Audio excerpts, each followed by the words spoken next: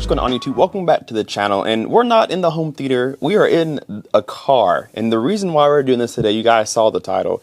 We're going to talk about the Bose sound system, and particularly the one that's in the Audi Q7. So this system I heard a couple days ago, and I was actually impressed, which is really rare to say about a factory system. It's really rare to say anything about Bose. So this is going to be about the Bose system that I heard in this car. I want to go through it with you guys because I was actually more impressed than not with this sound system. This is actually probably the best sound system that I've personally heard. Maybe there's one other system that's a little bit better than this, but we'll get to that later on in the video. What we need to do first is introduce you to the system that's inside the Audi Q7. So my main reason for making this video today is to talk about Bose and how it performs in a car versus how it does at home theater and home audio. If you're a fan of home theater and home audio, as we know, Bose is kind of frowned upon for most people in the home theater world because they tend to be a little overpriced, or they tend to have a very anemic sound, maybe not enough bass, not enough high end. They're a little bit better as time has gone on. Their performances is a lot better since, as time has aged, but they still have the stigma around them that they don't sound as good as what they ask for price wise. And so I made this video today because, like I said, in the home audio industry, which is my focus, you really don't want to go for Bose over a lot of different brands. Usually you can find more for the money. But I've found in different cars and different car audio setups that Bose actually can perform pretty well. I've been impressed. And so it leads me to ask this question to you guys. I kind of have an answer in my own mind, but I want to know your answer to this down below in the comment section.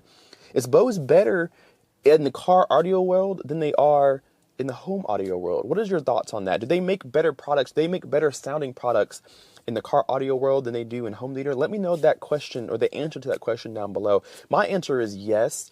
I think the small form factor and the small package, big sound that Bose goes after fits so much better in a car. Because if you think about it, Bose makes 6.5-inch subs, and they make small satellite speakers, and that fits in a car, something that doesn't need a lot of space to sound big. They do really well in a vehicle. Home theater, you have bigger living rooms, bigger media rooms, basements, and they have a struggle to fill that kind of space with small speakers. They do well for what it is, but at the end of the day, physics are physics. So maybe Bose does very well in car audio because of their technology and how it fits in the car industry. So that's my take on it, but I want to know your question down below. So the Audi Q7 uses a 19-speaker Bose sound system that you get in the prestige level of the Audi Q7. 19 speakers. Most of them are going to be up front. So there's 2 in the A-pillars on each side for a total of 4. And then there are several in the dashboard, and then each door has a mid-range and a tweeter, and then you add those to what's in the back, you get a 19-speaker system. Now, I believe in that 19 speakers, the subwoofer is also one of those 19 that you get all the way in the rear hatch, and it sounds absolutely amazing. Actually, it gets very loud, which is one of the things that surprised me. But not only did it get loud, it also was pretty clear at high volumes, and actually gave a good little bit of bass, which you'll get to hear hopefully at the end of this video. Now, the Audi Q system has a 558 watt amplifier powering those 19 speakers. It's a 15-channel amplifier, so it's being crossed over at the amplifier or in the processing before it reaches the speakers. So it's a 15-channel amplifier dividing that 558 watts amongst 19 different speakers. So you can kind of do your math and figure out how many watts each speaker is getting. But it's a 19-speaker 3D surround sound system in this car, which actually sounds really, really good. So it uses a mixture of about 6.5-inch drivers in the doors, and then has a 4-inch mid-range across the dashboard. So there's 3 4-inch mid-range, and then there's several tweeters throughout the car as well. So it's a mixture of different speakers from Bose. Now, this particular car has the Bose 19 sound system, but if you pay a little more money, you can get the Bang & Olufsen system, which I think sounds better. It's a lot more money, and maybe it's not worth the price adjustment that you'll pay, and particularly with the Q7, but the Bang & Olufsen system is a little bit better than the Bose system that I've noticed. But other than that, this is a pretty solid system. So I'm going to show you guys the radio and kind of how to configure this and how I would set it up, and then we'll take a listen to it as well. So just like any premium sound system you find in a car, you can go through and set how you want the sound to perform. And so on the Audi Q7, you have a bunch of different options as far as how to tailor the sound to the way you want it. Starting with the treble controls, of course, you have min and max. Usually in a car audio system, you want to kind of turn this more to the higher side because typically systems are a little bit more muffled, but we'll kind of play with that as time goes. You have your bass controls here, min and max. This is going to control the 6.5-inch speakers. This is going to add or take away bass from your door speakers here. And then you have a dedicated subwoofer volume for the subwoofer that's located in the back, which we'll take a look at that here in just a second. Now, of course, balance and fader. Where do you want that sound to be placed in the vehicle? Most people keep it in the middle, so you have that going for you there. And then if you go back, sound effects. So most cars now have a 3D or surround sound effect. Most premium systems do. And this is hit and miss. Depends on kind of what you think sounds better. Typically, not too much surround sound does a little bit better. Usually having it off gives you a more focused sound, keeps the sound stage in front of you for the drivers. It doesn't completely take away sound in the back seats, but it does keep the sound forward and in front of you like it's supposed to be. And so this entertainment center allows you to add 3D effects, add surround, and how much of surround do you want, and then you can focus it to the front or the rear or all. So it's a really nice system to use. Now, this has audio pilot, which I'm not 100% sure what this does in this car. I haven't driven around and played with it, but you do have the audio pilot. Leave a comment down below if you know what this does in the comment section down below. Now, speaker placement in this vehicle is very interesting. A lot of these speaker placements is different than what you're going to see in most cars. So, of course, like I said, you have your dash speakers, you have your front, center, and then there's a right side there. But the A-pillar is really interesting. Of course, you're used to having a tweeter here in the A-pillar, but it looks like you may have another one up here. And you can see the orientation in which they're firing. One looks to be firing towards the driver, maybe, and then this one's firing up towards the glass, just like the dash ones are. And the reason being for this is probably to help that 3D surround effect. This glass is like a big shield that's sending all that sound forward towards the car, towards the driver. So you get that enveloped sound, you get that over the head feeling.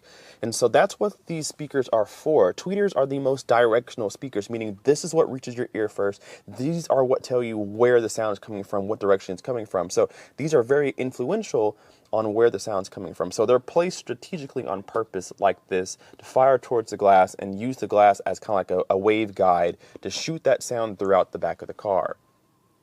Taking a look at the back, so this is a third row 8-passenger vehicle here, and so this is the cargo in the back side, and the sub's actually placed here underneath it, which I like the placement better. You'll find that a lot of car makers put their subs in the back hatch, which is a bad spot because obviously there's not a lot of space as far as depth goes in the back, so there's not a lot of breathing room for the sub, but it also adds a lot of rattle to the vehicle when you listen at medium to high volumes. But having it underneath here is probably the better place to have it, but it's interesting.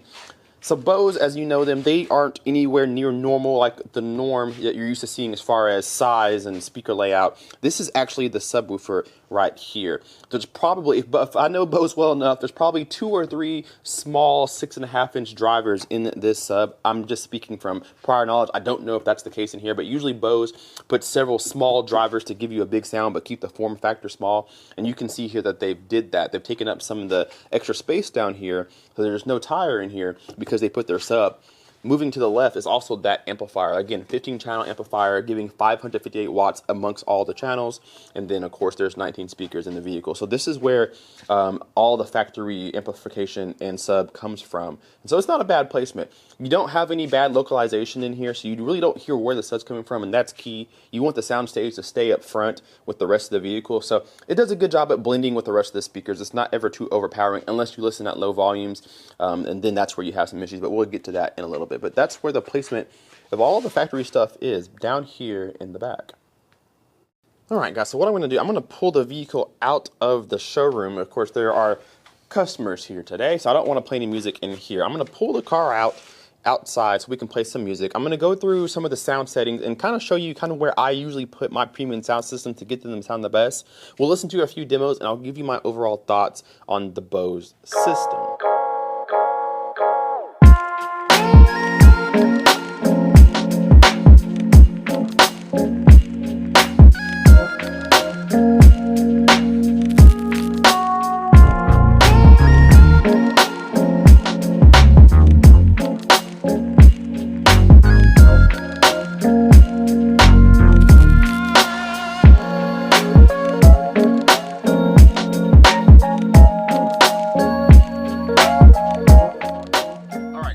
So have you guys back in the car. You guys are in the back seat, so you could hear the whole sound system for what it is. I switched over to my stereo microphone, so you should get pretty good audio quality from this for what it is on a YouTube video. But I went through and set my treble, bass, subwoofer, balance, and sound effects. And so, as you know, when you have a premium sound system or even a factory sound system, what happens as you turn up the volume, the bass stops moving. And that's because regardless of the manufacturer, you have to protect your speakers from loud volume. So as you move the volume up, the sub and the bass stops moving with it at a certain volume level. And so I went ahead and set my treble, bass, and all that good stuff ahead of time. So I found that the best sound quality, as always, is to crank the treble up in a vehicle. It doesn't matter what car you're in. I find it often to turn that treble all the way up, and it brings out overall the clarity and just makes it sound a little more sparkly. I like to use the word sparkle. It has a little more shimmer at the top end, and it sounds a lot better. It gets rid of some of that muffled sound that you find in a car. And so I turned the treble all the way up, and the bass was interesting. So I turned the subwoofer all the way down, pretty much off, and worked with my bass so I can hear what my door speakers are doing. The door speakers are actually very capable on their own. They actually sound better without the sub than with the sub. So with that being said, I set my bass to around the 1 o'clock, 2 o'clock position, no more than 2 o'clock. Once you get too high, it just starts to become overwhelming and muffled. So back that down to around between 12 o'clock and 2 o'clock. That's your sweet spot. And then come to your subwoofer and put that to the 12 o'clock position. No more than 12 o'clock, maybe a little bit less than that, because the sub actually adds a lot of muddiness to the sound, and it's because it's tucked underneath that carpet back there in the back. And so you get a really icky sound when you turn it up past 12. So leave it at medium, halfway, whatever you want to call it, and then you're good to go. So what I found interesting was the sound effects. So you have your focus knob that focus it between front, rear, or the whole car. Keep it on all or rear. Rear takes away some of that muffled bass sound and kind of diffuses it a little bit. That sounded pretty nice. All, it was really nice as well because it added the overall more volume to the sound as far as sound level goes. So all or rear I found to be the two best settings. And then surround level, have this around the 2, 3 o'clock position. Surround level turns up those A-pillar speakers and some of the mid-range speakers and gives you that effect that it's coming from more than just the front, which is okay, but it kind of added this reverberation type feeling to the sound, so it didn't sound natural anymore. So leave that around 1 o'clock, 2 o'clock, no higher than that, and I think you'll get a pretty good sound. Any higher and you start to lose some of your accuracy in the vocals and some of the instruments.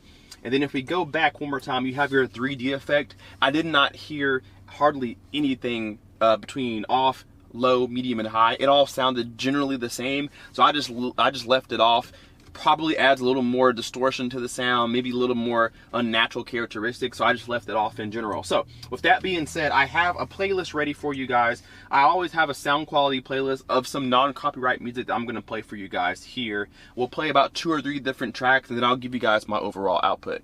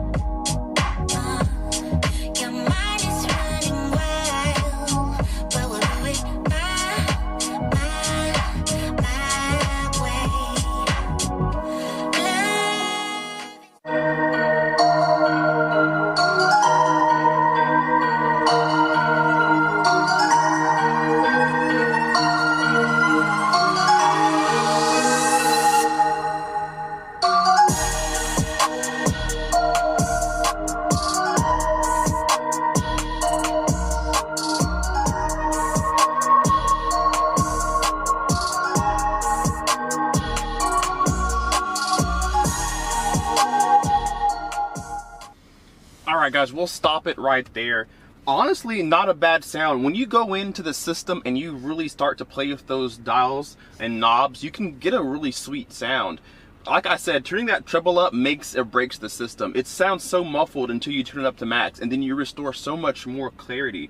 Bass is actually really good too. Mid-range presence is perfect. It's right there where you need to be. When you get those dials right, you can get yourself a pretty nice sounding presence in that mid-range. Low bass is never going to be there in a factory system, no matter how premium it is. Even if it has a sub in the back, it's never going to dig deep below 35 or 40 hertz. So you start to have a hole in the sound towards the bottom half of the register. But for what it is, it sounds absolutely great, actually. And that just leads me to say that I think Bose does so much better in a car environment because their speakers and their technology just seems to fit the car audio world much more than a home theater application or a home audio system, in my personal opinion. And so I found this to actually be pretty pleasing to listen to. I could definitely live with this and not feel like I need to upgrade it to a premium sound system, like an aftermarket sound system. I feel this does just fine how it is on its own without giving me the itch to upgrade it. So most people who get Bose systems in their vehicles should be generally pretty happy, so long as you go in and play with the bass, play with the mid-range, and if you have a subwoofer, make sure you tailor that as well. But I'm actually impressed even more now than when I was when I first heard this car, because I was impressed because it was how loud it was and how clear it was. But going in and actually setting up your sound stage really makes a huge difference, whether it's in home audio or car audio. It's definitely worth taking a listen to and getting it to where you really want it. So if I had to give this 10 stars, or if I had to rate it between 0 and 10 stars, I'm gonna give it a solid 7.5 or 8. Like I said, it's only missing the lower end. I wish it had that. At times, depending on what song you listen to, you can really get a muffled, muddy sound. You can fix that, but it's not the best for all genres of music. It kind of favors one more than the other. But for what it is, 7.5 stars, I think it's fantastic in a car audio system straight from the factory. It sounds really good. Alright guys, so that's going to do it for this video. I wanted to sit down with you guys and talk about Bose and what I thought about them in a home audio world versus the car industry. Like I said, I think they do a lot better in the car world just because their technology and what they do and their form factor just makes sense in a vehicle. Maybe not so much in a home, especially if it's a medium to big size living room or a home theater application in the basement, whatever you have. I think it does a lot better in home audio. In car audio. So leave me that comment down below. Let me know what you guys think. Do you think Bose fits more in car audio? Have you heard a Bose system in a car before? And if you have, what do you think about it? Let me know that answer down below in the comment section. I got to get back to work. This is one of our used cars. I'm on the clock, so I got to get out of here. But we'll see you guys in the next video. K-Pace Guy out. Peace.